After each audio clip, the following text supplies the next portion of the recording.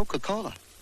2 out of 2 doctors recommend Coca-Cola for symptoms. This weekend with Dave Finnegan. Hi, I'm Dave Finnegan. We're going to take a look at desegregation 10 years after it began. It was a time of trial and turbulence, to be sure. In truth, the city became a house divided against itself, brother against brother, and sometimes student against student. Where are we today? Was it worth the trial and the pain and the trouble? We'll find out. Join us, please, Sunday, 10:30.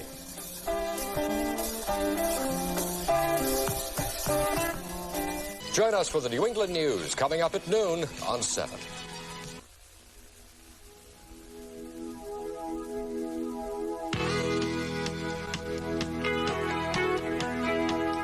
Good morning. I'm Susan Sikora, and welcome to Morning Live. Today we're going to talk about a very unique bond, that between mother and daughter. You know, it seems to me that looking back, my mother and I were always friends. In fact, when I was in about the 7th or 8th grade, I remember going home from school, and she did something very important. She'd put out a pot of tea and some cookies. Now, when I said pot of tea, that's very important, because she put out 2 cups and saucers and not a child's glass of milk and a plate of cookies and watched me eat. 2 cups of tea were very grown-up and very equal. And I think that put us on a more grown-up bond, or I put our bond on a more grown-up level, in that we were able to talk to each other as equals, though she was still relating to me as my mother. We're going to talk about that mother-daughter relationship today, because that bond can sometimes be a little feeble and have some ripples in it, with some mothers and daughters who are here. Let's meet them. First of all, Paula Gold. Paula is the mother of a daughter and a son, and she is from Brookline. Millie Blackman, on the left of your screen, is the daughter, she's the daughter on the right of your screen, and May Collins is the mother. She's on the left of your screen, and they are both from Cambridge. Gloria Friedman joins us. She's a psychoanalyst, and she writes about the mother-daughter relationship. She's from New York. And Ellen Friedlander. Ellen is the mother of 4 daughters, and she is from Waupun. Nice to have you all here. Thank you. I'd like to ask you when you first knew, or when you first started to become friends, in addition to being mother and daughter. When did the friendship start? For me, it started really early on. I mean, I don't even know if she remembers this, but when I was very young, she used to bring me into her bedroom early in the evening and help me study catechism. And I mean, I really started to feel like we were friends very early on. Yeah, we did very young. Yeah.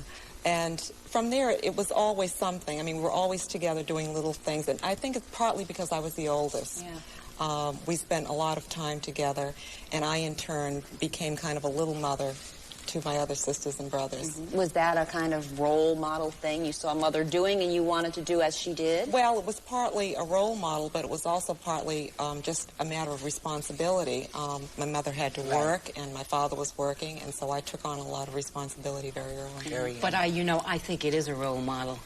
I mean, what the mother does is really pass on what the legacy of what a woman is and what being a female is. And I really think, I mean, what you're saying is such a beautiful example of it. I mean, in the best way, you show what that legacy can be and how comfortable it was for you to take it on. It's interesting because the role model that you have is very important to what kind of woman you become. Absolutely. And I find that for me, especially the older I get, that she's been an excellent role model. She's a very accepting, loving person. I've never told you that. What a wonderful thing to say. So I think that's really important, because as I get older, I find myself hopefully becoming more that kind of I've got to be person. nosy just for a moment. I think what just happened was beautiful. Yes. It was the first time you ever said that to her? Yeah. Yes. Why? Well, because I think you get caught up in the day-to-day actions of life, and I always expect her to be that way now. And so I've never really said, that's the kind of person. Yeah. Take it for granted. Did you ever feel taken for granted, though, May? No, not really. So maybe she didn't have to say it. Right. Since you Never. felt it and you knew But we always think mothers we don't always have need to. it. We think that our mothers don't have to tell mom we love her. Yeah. She knows. Right. She's supposed to. She's Exactly. a mother. She's supposed to know this, isn't she? Exactly. But, I think for many mothers and daughters, which I think is really the most profound of relationships, I think there is a bond, even a bad one, but I think there is a bond that is lifelong between the mother and daughter. Oh, I mean, simply because they're the same. It's generally the first person you've related to since being born. Yeah, but after all, but that goes for the son as well. But he has to separate and become a male. Yes. And the girl is... has to be Paula, the you're the female. mother of both a son and a daughter. Yes. Right. How is parenting different for a daughter than for a son? I think there is a difference. What's the difference? And I think the degree of friendship, not love, I mean, the love isn't the difference, that you can have with a child of the same sex is a little different. What I find, and I think of my own relationship with my mother, I don't think I really became my mother's friend or her my friend until I was grown up, until I was at least 18. And what amazes me is that my daughter, who is now 13, is really my friend. And in fact, I turn to her sometimes for advice. And I was thinking about it for this show. When I was thinking of taking my job with the governor as Secretary of Consumer Affairs, I was at that time 2 years ago in the Attorney General's office, and I really didn't know if I wanted to do it. And I was talking about it with the children. And I said to Leslie, my problem is I don't know if I want to be known as the consumer lady. I mean, I've done civil rights, I've done a whole lot of other things. And she just looked at me and she said, you might as well take it because you are known as the consumer lady. And did that really push you to take it? Actually, it really catalyzed my thinking. I thought, what am I fighting? I might as well try it. And now I love it. This is 2 years later. And So she was you must- 11 then. It seems to me like you respect her opinion then. I do, maybe too much. It's been pointed out to me that sometimes when she advises me on what to wear, she is only 13, and she runs around with her rhinestones and things, that maybe I shouldn't listen. Well, things are all very new these days because the options are so much more amplified, I think. We're going to talk about that, and we're also going to talk about how mothers and daughters talk about men and their own sense of womanhood when we return. Stay with us.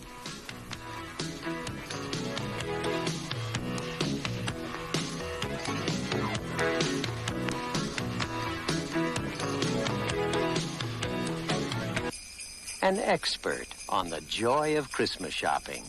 How'd you like to have to pick out a Christmas present for me? You probably think I'm tough to please, right? Give me a break. I'm just like any other guy. I'd be thrilled to get this. A subscription to Sports Illustrated. What guy wouldn't? The writing's great. The photography's great. It's the #1 sports magazine in America, isn't it? And I'll tell you something else about this gift. It keeps coming every week, all year long. Look. For starters, I get this special double issue, the Sportsman of the Year. Then I get a good look at the best part of football season, the college ball games, the NFL playoffs, and the Super Bowl. With Sports Illustrated, I get pro and college basketball. I get baseball.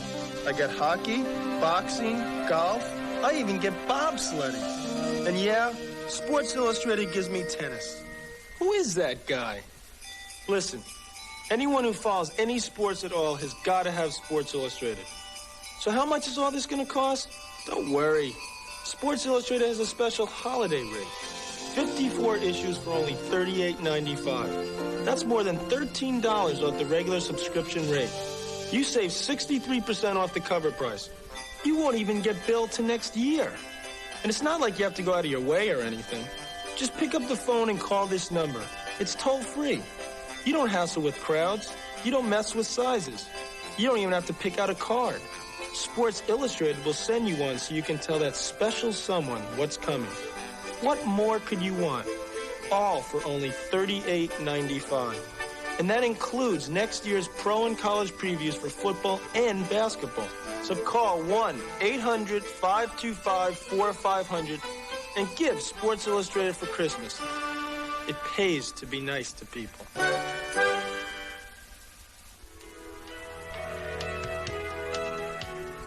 I'm Susan Sikora. We're back on Morning Live talking about that unique relationship between mothers and daughters. Ellen, you're the mother of 4 daughters. We have another guest. Could you hold on? Oh, I can't believe you're doing this. Twice in 1 week. I should have known. I should have known. Special delivery from Oakhurst, New Jersey. Hi. Oh, isn't this nice? I should have known this. If you were with us, what was it? Tuesday was my birthday. They did this with my husband. Meet my mom, Eleanor Rossell. Hi. Say hello to everybody now. Hi. Paula, Hi. Gloria, Hello. Ellen. Did you meet everybody? May and Millie? Okay. And meet the viewers. Hi. What's in here? Well, mother-daughter, we Wait a used to minute. do something Time for out. years. This is something to eat. Our mothers always nurture. Oh, the Christmas. Now I have to show you this. This is unbelievable. This is a tradition that goes back in the Rossell family, I guess, as long as my mother has been in it. Which camera are we showing this to? Right here. My mother and I She knew this was a story. My mother and I used to start the day after Thanksgiving, all right? And we had a sun porch in the old house, which was cold. And we used to start with these cookies. She'd make the batch. This stuff has to freeze overnight, right? It get cold. Stays overnight anyway. Okay. We roll it out on the table another night, make all these shapes. I'd fight for more gingerbread men to be in there. She'd fight for the houses. And then we'd decorate all these things. And this was unbelievable. Look at that. Okay. Well, I won't start eating now because you can't talk with a mouthful. Now, let me just get back to one question here. You can join right in. You sure you're not too shook? I'm surprised, that's for sure. I was wondering where I stayed. You know, I said to them, how come my mother's not on this show? Right. Ellen, you've got 4 daughters. Did you want them to be like you? You know, I'm denying that probably there's a large part of you that does. But when they're grown up, I would honestly say I think I get a bigger kick out of them when they're not. I mean, it's really more fun and more exciting when I feel that they are different. Yeah. But deep down, as you all grow older, and my kids are all grown up, you have the sense that women are a sisterhood and are very much. I think there's a base there. Very much I mean, I think I'm very different from my mother in a lot of ways, but there are basic things that are the same. Like what? Well, personality. It all comes out in the end. I mean, when we're silly together, everyone says you act just like her. You know, you're just alike. Guess who's talkative in our family other than myself? No. Yes. When we get together, we say to each other, you have to stop now. It's my turn to talk. And we're the only 2 in the whole family that do that. I mean, we don't let each other finish our conversation. Well, you know, Millie, we were talking before the show how we never, when we see ourselves on television or hear our voice, you say, you know, is that me? Right. I, as a mother, don't see where my daughters are like me. Like you, right. Yes. But other people report Don't they all the that. time? Exactly. And I think it's the same thing. You're just too close in You don't see it as much as other to people see it. recognize But, you know, I think that's one of the problems in growing up, that the daughter needs to separate and to become her own person and to find her own voice. And the mother, I am a mother too, deep down really wants, as much as we want them to become themselves, we sort of want them to take on some of the things we are. And I think that makes for so much, necessary conflict, but hopefully it gets resolved, you know, through adolescence and through young adulthood. It's interesting because when I left home and I got married, I really moved away from Cambridge. I lived in Pennsylvania and other places. And for a long time, I really did want to be my own person. I didn't And want to be moving away identified. makes that easier, doesn't it? Yes, Because it I does. did that. Yes. We got along better when she moved away, believe it or not. Well, of course. But I wanted to be identified as Mrs. Blackman. I didn't want to just be Millie Collins anymore. But then there was a point where I needed that. I needed to come back, and I needed to be my When you mother's found daughter. yourself, then you could come back. And I was very And then you- comfortable with that when that What do you mean you got along better with me when you Well, it's true, and especially now that we're apart more so, it frightens me when I see how alike she is. She does so many things. She thinks like me a lot of times, and I'll come up with something, and she came up with but it don't you maybe like the that same on some- time. It is frightening to know that someone is thinking a lot like me, too. Well, that's not so frightening. It's not such a bad thing. No, it's a good thing. It's a good fright. What about men and sex? Now, you all had the jobs at one time or another of sitting down with your daughters and telling them the facts of life. You did with me. How difficult was that? Very. Really? Why? It's very hard, I think, to talk to your daughter like that. Because of that conversation, Right. or because of the fact that maybe it was difficult to talk to her about anything?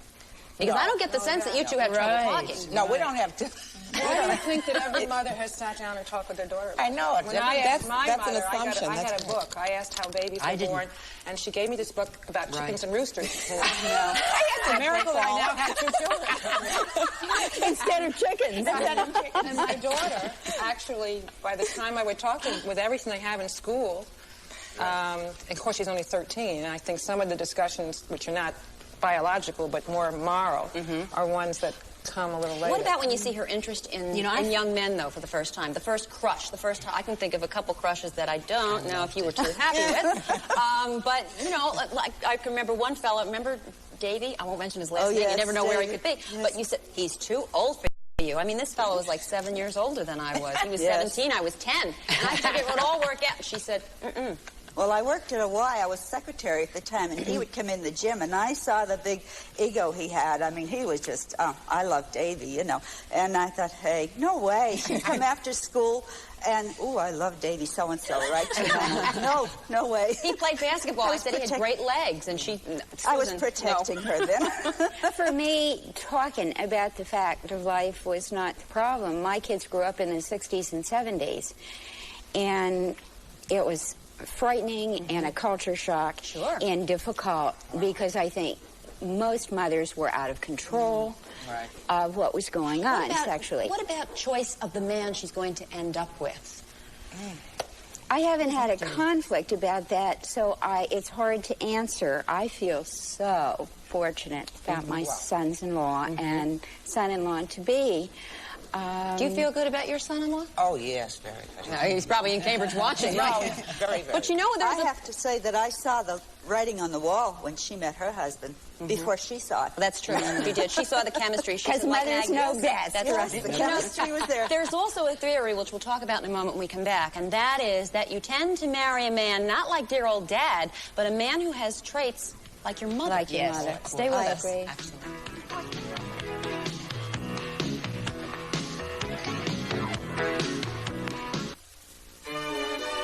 This is Big Ben, and this is the man who sets it. It's his job to keep this clock so accurate you could set your watch by it, as millions of Londoners do. The big question is, how does he check the accuracy of Big Ben? With the Citizen, the watch so accurate you could set a clock by it. Citizen watches, the smartest engineering ever strapped to a wrist. 'Twas days before Christmas with lots to be done. There was Mom with her gift list. Don't forget anyone. Something for Grandpa. Remember Aunt Bee. Kennedy's, that's who we should see. The service is great. The shopping's a breeze. Shop Kennedy's for presents like these.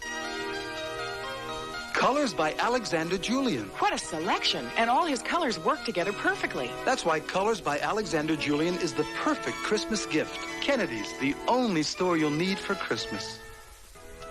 Time for the Friday Morning Live weather check. Well, the clouds are back. Mostly cloudy today, highs around 40. A mixed bag of just about everything tonight, depending upon where you live. Light snow, sleet, and rain developing, highs 25 to 30. And dress warmly tomorrow, it'll be a raw Saturday with mixed rain and sleet, highs 35 to 40. Now, in a moment, we'll return with Susan on Morning Live to talk more about the relationship between mothers and daughters.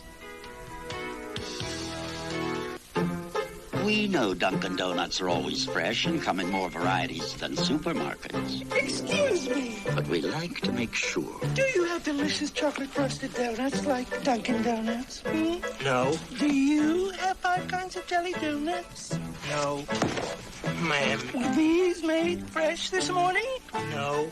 Good. Dunkin' Donuts. Up to 52 varieties made fresh day and night. No supermarket can say that. Watch the stars shine on Entertainment Tonight as we take you down under to Australia for the latest scoop on teen heartthrob Matt Dillon. I think I'm really honest with myself most of the time. Then it's East meets West as the Soviet star from Moscow-on-the-Hudson tells E.T. about his own real-life defection to America. At this point, I don't have any desire to go back. Coming up on the next Entertainment Tonight. Tonight at 7:30 on Channel 7.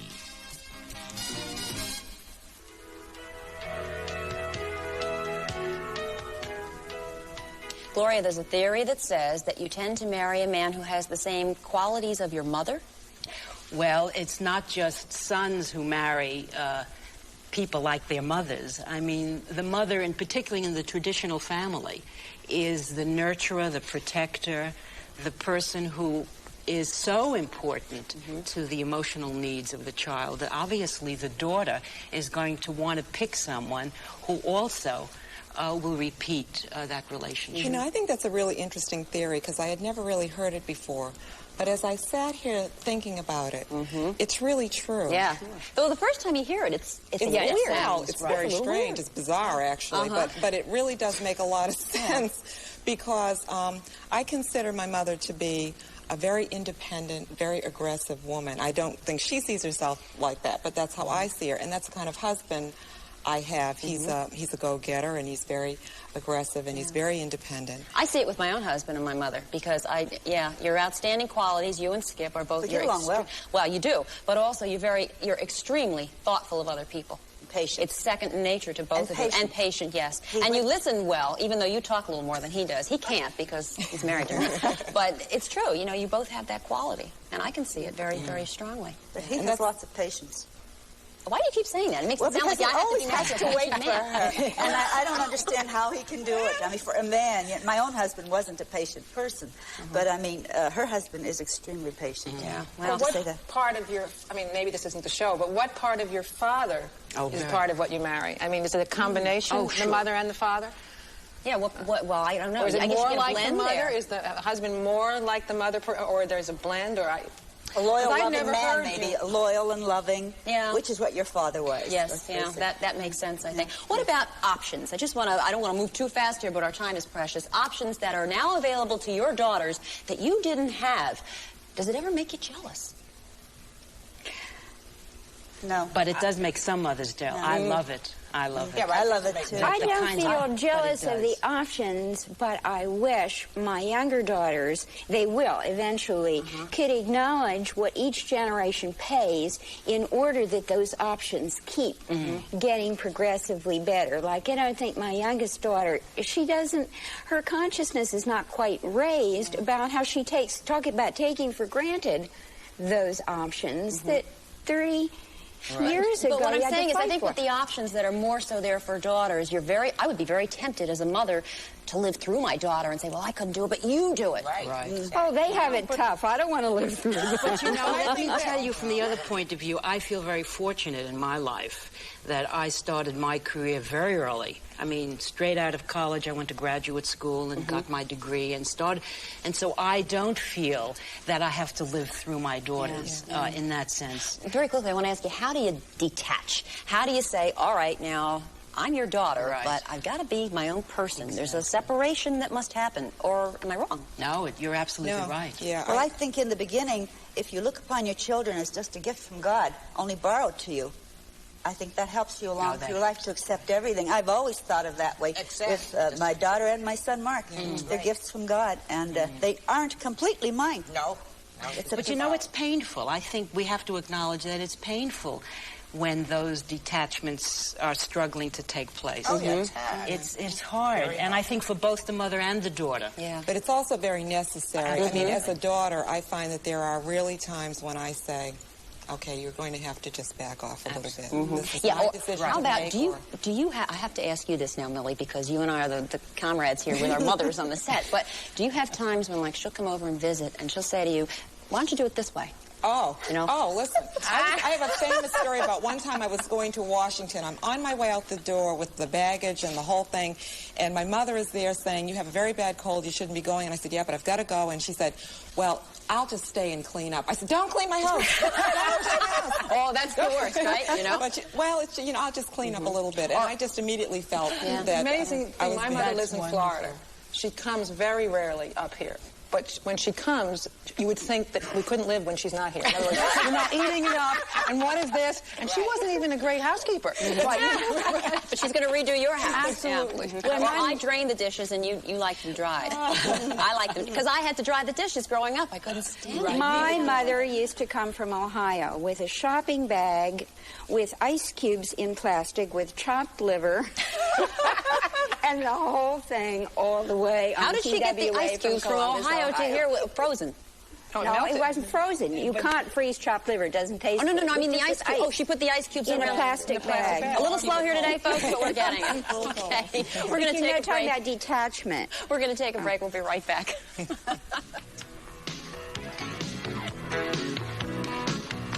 Make sure you join Susan Monday on Morning Live to find out how teachers feel about their jobs, their students, and our schools.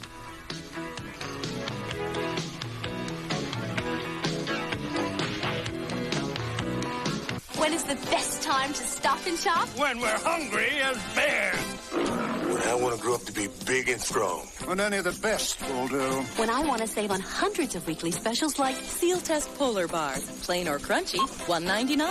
24-ounce light and lively low-fat cottage cheese, $1.29. Half-gallon Seal Test ice cream, assorted flavors, $1.79. Now, when is it time for you to stop and shop? How about right now? Stop and shop. It's Carol Channing, Leslie Uggams, and Andrea McArdle. It's a dazzling, lavish new musical with a score that includes the world's favorite songs. It's the music of Jerry Herman. Hello. 3 great stars in a great new musical. It's song and dance and fun. Starts December 19th, 3 weeks, Boston's Colonial Theater.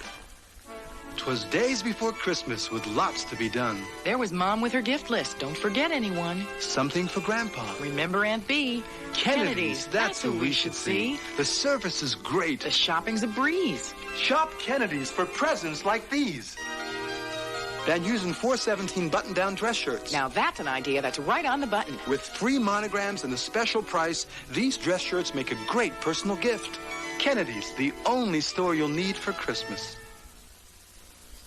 Look at what your participating Carvel store has this year. Yes, Santa Claus, and he has a helper, Cookie Puss, of course. That's me. He's delivering a gift for Santa Claus. Would you like to see Cookie Puss or Santa Claus? I'm sure the children would love to see Cookie Puss. Merry Christmas. Please go to your participating Carvel ice cream store or phone the number that you see here, 1-800-327-GIFT. We honor most major credit cards. Thank you, folks. Have a happy holiday. Well, I'm told that I'm supposed to let my mother have the last word today, so... Yes, I thought it was very apropos that when I came here today, I brought a picture of Sue and I, mother and daughter style. She was not quite 6 months old on the picture. There it is. Chunky, wasn't I? Do you want to tell them what my little baby name was now? Go ahead. Oh, God, no. No, it's all right. We have 10 seconds, Mother. You have Porky. to do it. Porky. Porky. That's it. Now, all Boston knows that Susan Sikora used to be called Porky. With that thought in mind, I want to thank all of my guests today. This was indeed a lot of fun for me personally as well as professionally. It was a lot of fun to do this today, and maybe we'll talk about this again some other time. I'd like to. In the meantime, if you'd like to read more about mother-daughter relationships, there's a good book called A Woman Born by Adrienne Rich. Might be of interest to you. On Monday, we're going to find out why education is such in bad shape. A lot of times the teachers are the ones who get the bad rap. I say that with a personal inclination there because I'm a former teacher, and a lot of kids have said to me, the good ones always leave. Why would anybody become a teacher today? We're going to talk about that with teachers. Meanwhile, I'm Susan Sikora. You have a terrific weekend. Don't get crunched in the holiday shopping. Enjoy yourself and call your mother. See you Monday.